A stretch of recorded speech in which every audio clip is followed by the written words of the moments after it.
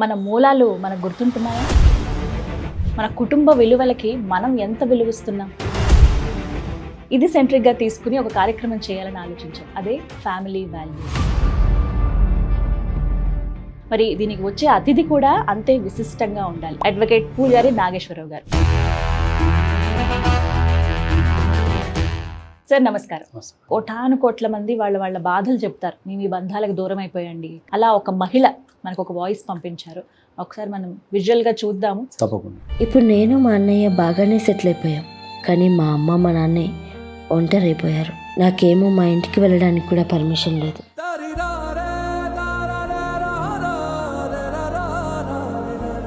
బహుశా నాలాంటి ఆడపిల్లలకి ఇది తప్పదేమో. తల్లిదండ్రులను చూసుకోవాలని ఉన్నా చూసుకోలేని దుస్థితి.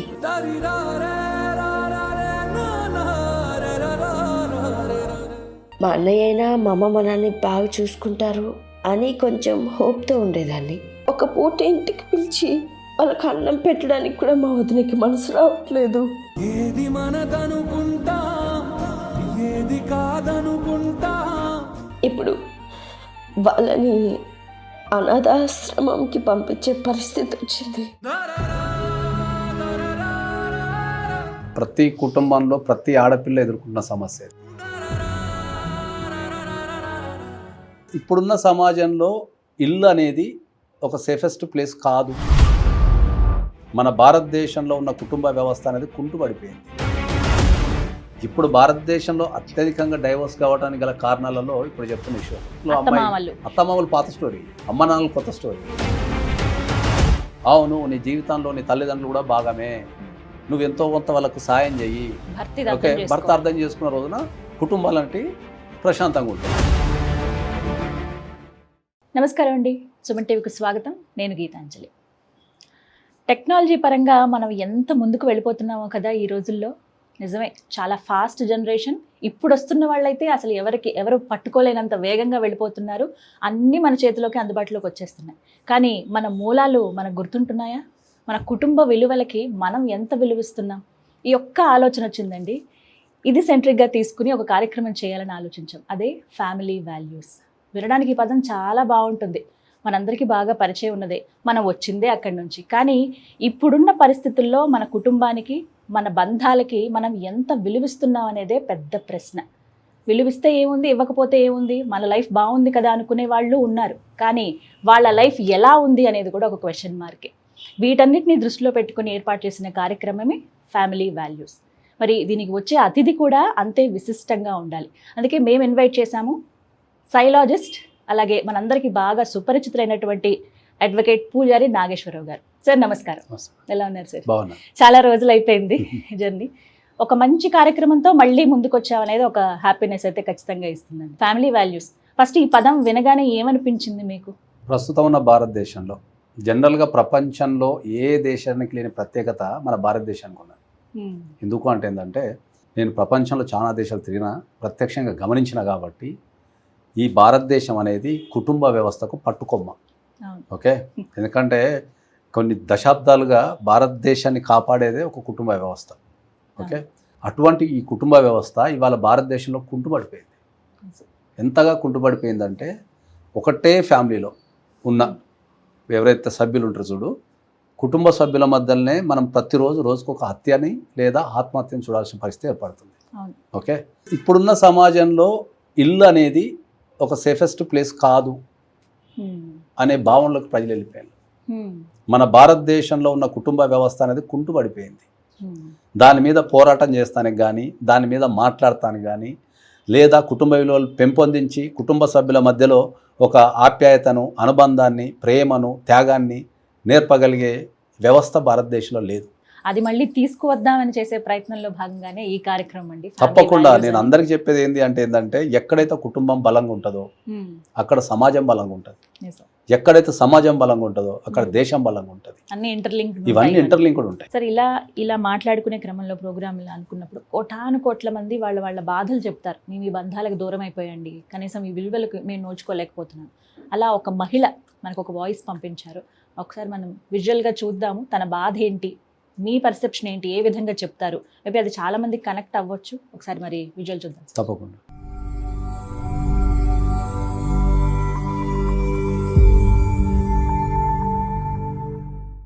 నా పేరు అరుణ. మా అమ్మ నాన్నకి 2 సంతానం. నేను మా అన్న. ఇద్దరిని ఆడ మగ తేడా లేకుండా మా అమ్మ మా నాన్న సమానంగా పెంచారు. మాకున్న పొలాలు ఆస్తులతో ఇద్దరిని ఉన్నత చదువులు చదివించారు. ఎక్కడెక్కడి నుంచో సంబంధాలు వస్తే నేను మా అన్నయ్య విడిపోతామేమో అన్న భయంతో ఒకే ఊర్లో సంబంధాలు చూసి మాకు పెళ్ళిళ్ళు చేశారు. ఇప్పుడు నేను మా అన్నయ్య బాగానే సెటిల్ అయిపోయాం. కానీ మా అమ్మ మా నాన్నే ఒంటరైపోయారు. నాకేమో మా ఇంటికి వెళ్ళడానికి కూడా పర్మిషన్ లేదు. ఒకవేళ వాళ్ళు ఎప్పుడైనా వచ్చినా మా ఇంట్లో మూతి విరుపులు. ఒకరోజు నేను మా వారిని స్ట్రైట్గా అడిగేశాను, ఏమండి, మా అమ్మ నాన్నకి వయసు పైపడుతుంది, వాళ్ళు మమ్మల్ని చాలా కష్టపడి పెంచారు, ఇప్పుడు వాళ్ళు చేసుకోలేకపోతున్నారు, మనం తీసుకొచ్చుకుందామని. దానికి ఆయన చెప్పిన సమాధానం విని నాకేం మాట్లాడాలో అర్థం కాలేదు.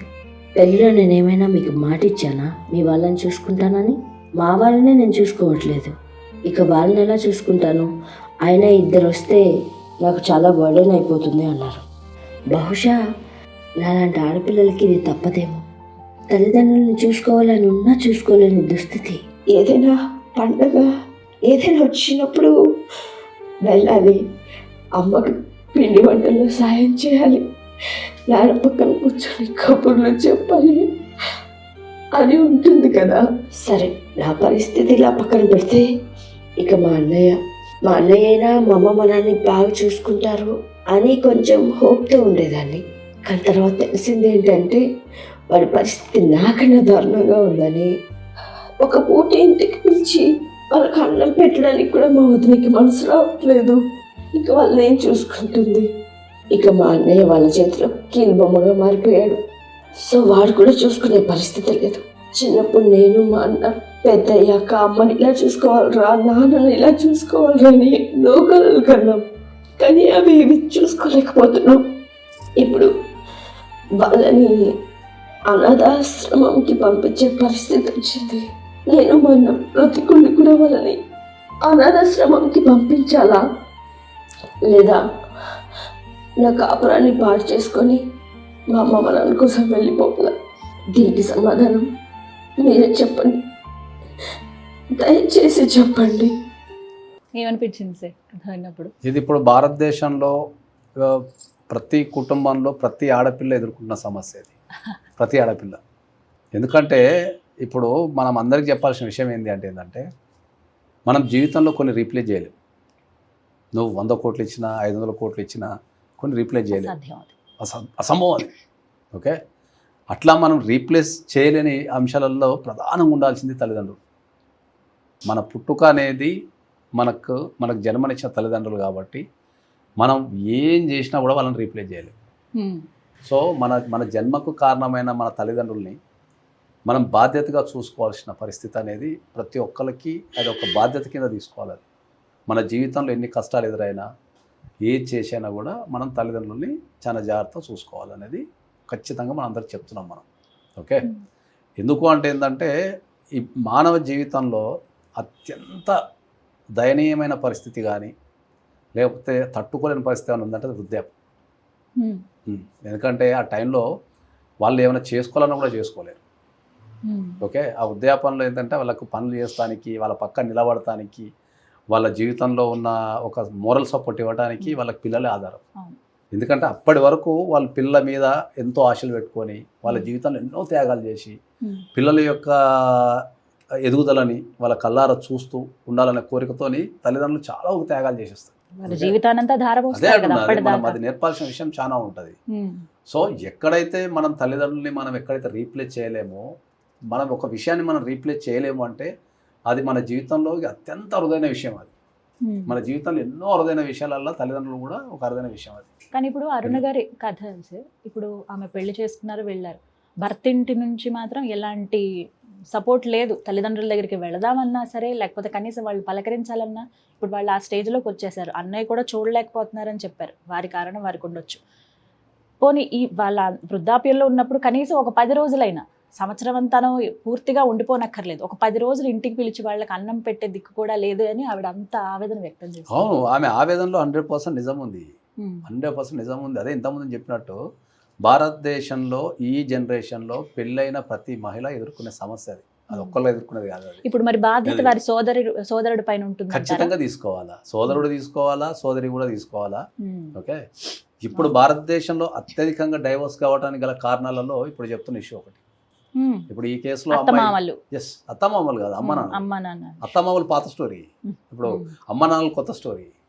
ఎందుకంటే నేను బీయింగ్ ఏ డైవోర్స్ అడ్వకేట్ కొన్ని వందల కేసులు చూస్తున్నా కాబట్టి ఇప్పుడు ఒక ఉమెన్ ఎదుర్కొంటున్న సమస్య ఏముంటుంది అంటే ఏంటంటే, నేను నాకున్న ప్రత్యక్ష అనుభవం ఏం చెప్తున్నా అంటే ఏంటంటే, నా దగ్గరకు వచ్చే కేసులలో అమ్మాయి చదువుకుంటుంది, మంచి జాబ్ చేస్తుంటుంది. ఓకే, చేసిన తర్వాత పెళ్లి చేస్తారు. ఎప్పుడైతే పెళ్లి జరుగుతుందో జరగంగానే మొగుడు ఏం ఫీల్ అవుతాడంటే ఏంటంటే, ఆమె మీద సర్వాధికారాలు నాకే, ఇంక్లూడింగ్ జీతంతో సహా అనేది ఈ మగవాళ్ళకు లేదా వాళ్ళ కుటుంబానికి ఆ ఒక రకమైన ఫీలింగ్ వచ్చేస్తుంది. రాగానే ఏం స్టార్ట్ చేస్తారు, ఇక ఫస్ట్ తారీఖు రాగానే నీ జీతం ఎంత ఖర్చు పెడుతున్నావు అనేది లెక్కలు స్టార్ట్ అవుతాయి. ఓకే, ఇక్కడ ఒక మానవీయ కోణం ఏంది అంటే ఏంటంటే, ఇప్పుడు ఎప్పుడైతే పెళ్ళి అవుతుందో పెళ్ళి కాగానే ఇక ఆమె జీతం మీద, ఆమె వ్యక్తిత్వం మీద కావచ్చు, ఆమె అన్ని రకాలుగా లొంగిపోవాలి అనేది ఇంకా మన కుటుంబాలలో కొద్దిగా ఉంది. ఓకే, సో ఆ కుటుంబాల్లో ఉన్న విషయాన్ని అర్థం చేసుకోకుండా ఈ అత్తామామలు కానీ భర్త కానీ ఆమెను ఫోర్స్ చేయటం ద్వారా జీతం అంతా తెచ్చి మాకు ఇవ్వాలా, లేకపోతే మేము చెప్పినట్టే ఖర్చు పెట్టాలా, మేము చెప్పినట్టే వినాలా, నువ్వు మా ఇంటి కొడవి కాబట్టి ఇక నువ్వు నీకు ఆశలు ఉండవు, కోరికలు ఉండవు, బాధ్యతలు ఉండవు, బంధాలు ఉండవు అని చెప్పేసి వీళ్ళు రకరకాల ప్రయత్నాల వల్ల వాళ్ళని మానసికంగా కానీ శారీరకంగా కానీ లేకపోతే ఫైనాన్షియల్ కానీ ఇబ్బంది పెడుతుంటారు. ఇబ్బంది పెట్టగానే వీళ్ళు పక్కన ఏం చేస్తారు, రోజు చూసి తట్టుకోలేక ఇంటికి వెళ్ళిపోతారు. ఓకే, అక్కడ నుంచి డిస్ప్యూట్ స్టార్ట్ అయ్యి కుటుంబాలు విడిపోవడం స్టార్ట్ అవుతుంది. ఇక్కడ మనం అర్థం చేసుకోవాల్సిన విషయం ఏంటంటే, ఒక అమ్మాయి ఈ రోజున అంత కష్టపడి చదువుకొని అంత సంపాదిస్తుంది అన్నప్పుడు వాళ్ళ కుటుంబ సభ్యుల పాత్ర ఎంత ఉంది? నువ్వు అమ్మాయిని మాత్రమే కన్సిడర్ చేస్తున్నావు, వాళ్ళ తల్లిదండ్రుల యొక్క పాత్రను కన్సిడర్ చేస్తాం లేదు. ఆమె ఒక్కతే పెరిగిపోయి, ఆమె ఒక్కతే కాలిగిపోయి, ఆమె సంపాదించుకొని ఆమె జాబ్ తెచ్చుకోలేదు కదా. కుటుంబ సభ్యులు లోన్లు తెచ్చి ఆమెను చదివిపించి, లేకపోతే కష్టపడి చదివిపించి ఒక స్థాయికి తెస్తారు. తర్వాత పెళ్ళి, ఇప్పుడు మగోళ్ళకు ఆడవాళ్ళకున్న తేడా ఏంటంటే, మగోళ్ళకి చదివిపించి సెటిల్ చేస్తే సరిపోతుంది. ఆడపిల్లలకు వచ్చారు తల్లిదండ్రులకి ఇంకా అదనం బడ్డని ఏంటి అంటే, వాళ్ళు పెళ్లి చేయాలి. పెళ్లి చేయాలంటే ఈ రోజుల్లో పెళ్లి చేయాలంటే బంగారం అని, బట్టలని, పెట్టుపోతులని, కట్న కానుకలని చాలా ఉంటాయి. ఒక వ్యక్తి తన జీవితకాలంలో ఎంతైతే సంపాదించుకోవాలనో ఆ సంపాదించుకున్నంత ఖర్చు మళ్ళీ ఆ పెళ్లి పెట్టాల్సి వస్తుంది. సో ఆడపిల్ల థింకింగ్ ఎట్లుంటుంది అంటే ఏంటంటే, అరే నన్ను ఇంత కష్టపడి నన్ను చాది ఆ కుటుంబంలో పెరిగి వచ్చిన అమ్మాయి కాబట్టి, అక్కడ నా ఆర్థిక పరిస్థితి అవగాహన ఉంటుంది కాబట్టి, ఇవాళ నేను స్థాయిలో ఉండటానికి నా ప్రధాన కారణం తల్లిదండ్రులే కదా. కాబట్టి వాళ్ళకి ఎంతో కొంత నేను ఇవ్వాలి కదా, ఎంతో కొంత ఇవ్వాలి కదా. వాళ్ళు వృద్ధాపంలో ఉంటారు, లేకపోతే వాళ్ళు తీసుకున్న లోన్లు ఉంటాయి, ఫైనాన్షియల్ ఇష్యూస్ ఉంటాయి, హెల్త్ ఇష్యూస్ ఉంటాయి. కాబట్టి నేను ఇవ్వాలి కదా ఒక సాఫ్ట్ కార్నర్ అనేది ఆడపిల్లకి 100% ఉంటుంది. దాన్ని గౌరవించడం నేర్చుకున్న రోజు, దానిపైన నువ్వు మనసు విప్పి మాట్లాడిన రోజు, అవును నీ జీవితంలో నీ తల్లిదండ్రులు కూడా భాగమే, నువ్వు ఎంతో కొంత వాళ్ళకు సాయం చెయ్యి, భర్త అర్థం చేసుకున్న రోజున కుటుంబాలంటే ప్రశాంతంగా ఉంటాయి. సో ఈ కేసులో అదే లోపం. సరే, ఇక్కడ అమ్మాయి సంపాదిస్తుందా లేదా అనేది మనకు అప్రస్తుతం, కానీ ఏ ఆడపిల్లైనా సరే తల్లిదండ్రులతో కలిసి వాళ్ళతో ఆనందాలు పంచుకోవాలనుకుంటుంది, తర్వాత వాళ్ళతో కలిసి తినాలనుకుంటుంది. దాంట్లో ఏం చేయాలి, నీకు ఏమవుతుంది? మా అంటే ఒక పండగ పిలుచుకుంటే 4 తిండి పెడతావు, అంతే మేము ఏం చేస్తావు? అత్తమామలు తెచ్చుకుంటే ఏం చేస్తావు నువ్వు? సార్ అంతకన్నా కూడా కొన్ని పలకరింపులు చాలు. అదే పలకరింపులే, ఏం చేస్తావు నువ్వు? నువ్వు ఇప్పుడు ఒక ఇంటికి నీ అత్తమామ వచ్చింది అనుకుందాం, ఏం చేస్తావు? మాట నువ్వు వండుకునే అన్నది ఇంకో గ్లాస్ ఎక్కువ వస్తావు, అంతే కదా. ఓ అర్ధగంట మాట్లాడతావు, ఏముంటుంది? ఏజ్లు ఉన్న వ్యక్తులతోని మనం పలకరించుకొని మాట్లాడడంలో ఉన్నంత ఆనందం ఎక్కడ ఉండదు. ఒక పిలుపు అనేది కనీసం నీకు 1 సంవత్సరం ఆయుష్ని పెంచుదంట. నేను ఒక 5 నిమిషాలు మాట్లాడడం వల్ల ఒక వ్యక్తితోని నేనున్నానే భరోసా ఇస్తే సరిపోతుంది. వాళ్ళకేం నువ్వు పెట్టుబోతలు పెట్టి వాళ్ళని ఏదో ఉద్ధరించాల్సిన అవసరం ఏం లేదు. ఓకే, సో ఈ కేసులో మనకు 2 ప్రాబ్లమ్స్ ఏమున్నాయి. ఒకటి, ఒక ఆడపిల్ల పడే ఆవేదన ఒకటి కనిపిస్తున్నది. రెండోది, కొడుకు యొక్క నిర్లక్ష్యం కూడా కనిపిస్తుంది.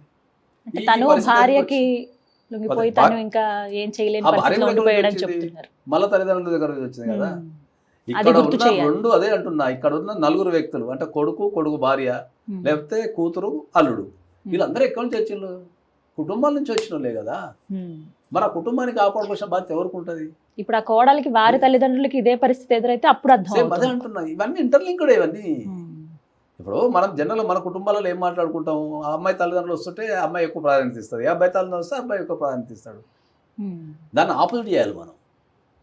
దాన్ని ఆపోజిట్ చేయగలిగి దాన్ని ఎక్స్చేంజ్ చేసుకోగలిగితే, అరే వాళ్ళిద్దరు కూర్చొని మీ తల్లిదండ్రులు వచ్చినప్పుడు నేను మంచిగా చూసుకుంటా, నా తల్లిదండ్రులు వచ్చినప్పుడు నువ్వు మంచిగా చూసుకో అంటే ఎంత బ్యూటిఫుల్ ఉంటుంది ఆ కుటుంబం.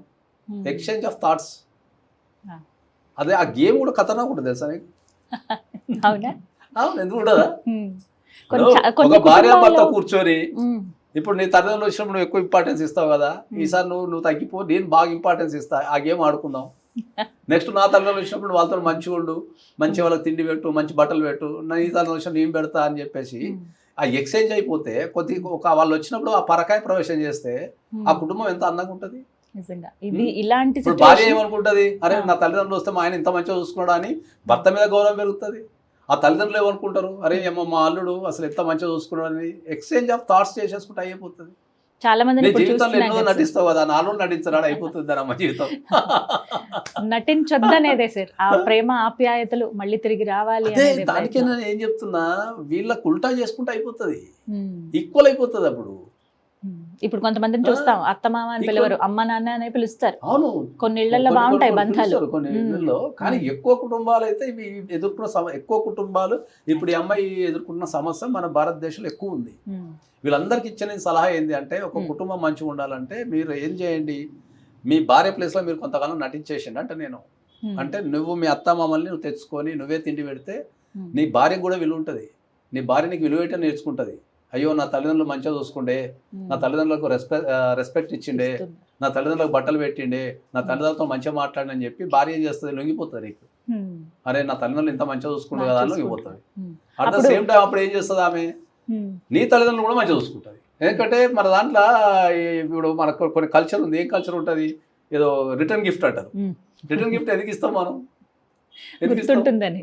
వచ్చిన సందర్భాన్ని గుర్తు చేసుకుని నువ్వు నాకు మన జీవితంలో ఎంత చిన్న విషయాన్ని మర్చిపోతావు అంటే, మన ఇంటికి ఎవరన్నా బాక్స్లో బిర్యానీయో గిరియానో పెట్టి పంపిస్తారు.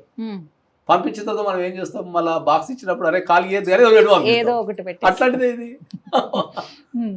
నువ్వు వాళ్ళ తల్లిదండ్రులు కనుక నువ్వు మంచిగా చూసుకోగలిగితే ఆమె డిఫాల్ట్ గా నీ తల్లిదండ్రులు ఇంకా మంచిగా చూసుకుంటుంది, మొహమాటం కనుక చూసుకుంటుంది.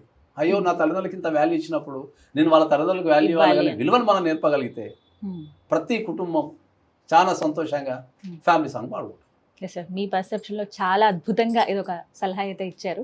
ఇంకా చాలా మంది ఈ ప్రాబ్లం ఫేస్ చేస్తున్న వాళ్ళు మీరు ఇచ్చిన ఈ సలహాని పాటిస్తే ఇంకా బాగుంటుంది. తప్పకుండా ఈ సలహాని పాటించండి. మీకు ఆపోజిట్ ఉన్న తల్లిదండ్రులని అంటే ఇప్పుడు భర్త అనుకో అత్తమామలు మంచిగా చూసుకోమాను, భార్య వీళ్ళ అత్తమామలు మంచిగా చూసుకుంటే కుటుంబాలను సంతోషంగా ఉండకపోతే నేను గ్యారంటీ ఇస్తాను. ఇది ఫైనల్ ఈ మాట చాలు. Thank you sir. నేను గ్యారంటీ ఇస్తాను. Thank you sir. Thank you. విన్నారు కదండి, అరుణ గారి కథ మీలో చాలా మందికి కనెక్ట్ అయి ఉంటుంది. సేమ్ అదే మాదిరిగా చాలా మందికి కథ ఉండుంటుంది. మరి నాగేశ్వరరావు గారు చెప్పినటువంటి ఈ సలహా మీకు ఎంతవరకు ఉపయోగపడుతుంది, వారు చెప్పిన దానికి మీరు ఏకీభవిస్తున్నారా లేదా అనేది కామెంట్స్ రూపంలో తెలియచేయండి. అంతేకాదు ఈ సమస్యకి మీరు కూడా ఒక జడ్జిగా భావించి మీరు ఎలా రియాక్ట్ అవుతారన్నది కూడా ఒక వాయిస్ మెసేజ్లో మాకు పంపించవచ్చు. మరొక చిన్న విషయం, ఇది ఒక్కటే కాదండి, బంధాలకి సంబంధించి బంధుత్వాలకి సంబంధించి ఇలా మనలో చాలామంది ఎన్నో ప్రాబ్లమ్స్ ఫేస్ చేస్తున్నారు. మీకు కూడా ఇలాంటి సమస్య ఉన్నట్లయితే స్క్రీన్ మీద కనపడుతున్న వాట్సాప్ నెంబర్కి ఒక చిన్న వాయిస్ నోట్, ఒక 2 నిమిషాల్లో 3 నిమిషాల్లో మీరు పడుతున్న ఆ బాధని, మీరు కావాలనుకుంటున్న సమాధానం గురించి మీరు ఒక మెసేజ్ లాగా మాకు పంపించవచ్చు. అది స్క్రీన్లో డిస్ప్లే చేస్తాం. మీ సమస్యకు ఒక పరిష్కారం, ఒక సలహా అందించే ప్రయత్నం చేస్తాం సుమన్ టీవీ వేదికగా ఫ్యామిలీ వాల్యూస్ అనేటువంటి ఈ కార్యక్రమంలో. నమస్కారం.